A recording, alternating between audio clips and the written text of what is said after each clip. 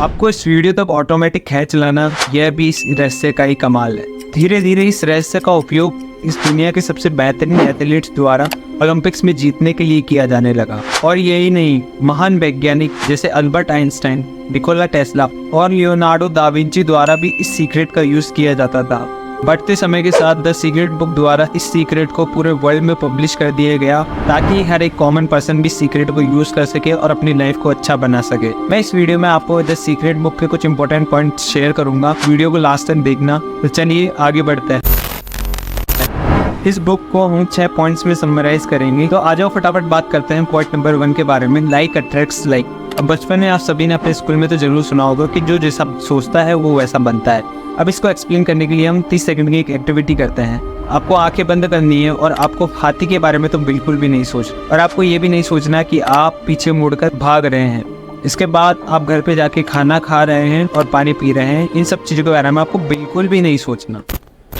तो यही पे हमारा प्रयोग खत्म होता है और आपको इससे मालूम पड़ा होगा कि हमारा दिमाग किसी भी हाँ या ना को नहीं समझता। बस हम जिस ऑब्जेक्ट का नाम लेते हैं वो ऑब्जेक्ट हमारे दिमाग में आता है और हमारा दिमाग उसकी इमेजेस बनाता है। अब आप सोच रहे होंगे कि इन इमेजेस का हमारे जीवन से क्या लेना देना। चलिए बात करते हैं इसके बारे में पॉइंट नंबर 2 में।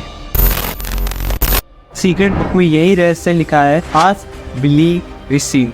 अब हमारे दिमाग में जो भी इमेजेस बनती है, चाहे वो अच्छी हो या बुरी, चाहे वो छोटी हो या बड़ी, जब हम उन इमेजेस को महसूस करते हैं, याद रखना यहाँ पे मैंने महसूस वर्ड का यूज़ किया है।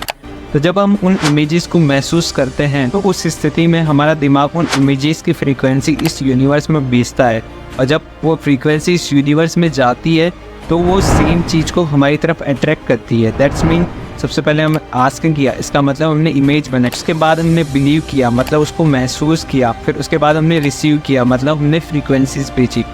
जब हम फ्रीक्वेंसीज भेजते हैं तो यूनिवर्स ऑटोमेटिक उन चीज़ों को हमारी तरफ अट्रैक्ट करता है और हमें ला के देता है।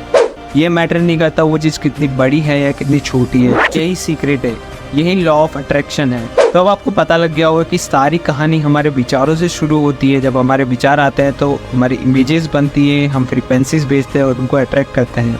तो इन विचारों को क्यों ना कंट्रोल में लाया जाए। तो इसी के लिए हम आते हैं पॉइंट नंबर 3 में, जो कि है मेडिटेशन। अब मेडिटेशन एक ऐसी तकनीक है जिससे हमारे विचारों पर कंट्रोल लाया जा सकता है। भारत की प्राचीनतम पुस्तकों में ये लिखा हुआ है कि मेडिटेशन करके आदमी इस दुनिया की हर एक चीज़ को अचीव कर सकता है। जब हम मेडिटेट करते हैं तो हमारे विचार हमारे कंट्रोल में होते हैं, हम उन्हें अच्छी तरीके से विजुअलाइज कर सकते हैं। विजुअलाइज क्या होता है?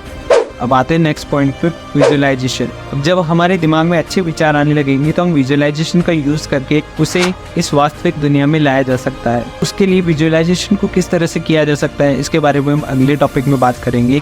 Power of visualisation. आइंस्टाइन ने भी कहा है, imagination is more important then knowledge. Knowledge is limited but imagination is unlimited.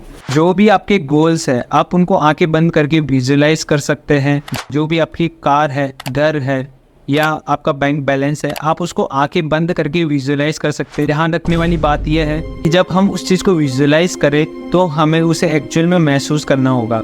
जैसे अगर आप आपकी कार को विजुअलाइज कर रहे हैं तो आपको उसे एक्चुअल में फील करना होगा। जब आप आपके सोफे पर बैठे हुए हैं तो आपको फील करना होगा कि आप आपकी ड्रीम कार का स्टीयरिंग पकड़ रखे हैं और आपकी ड्राइविंग सीट पर बैठे हुए हैं और आपकी कार ड्राइव कर रहे हैं। तो आप जब इस तरह से विजुअलाइज करोगे तो यूनिवर्स उस चीज़ को आपकी तरफ ऑटोमेटिक अट्रैक्ट करेगा।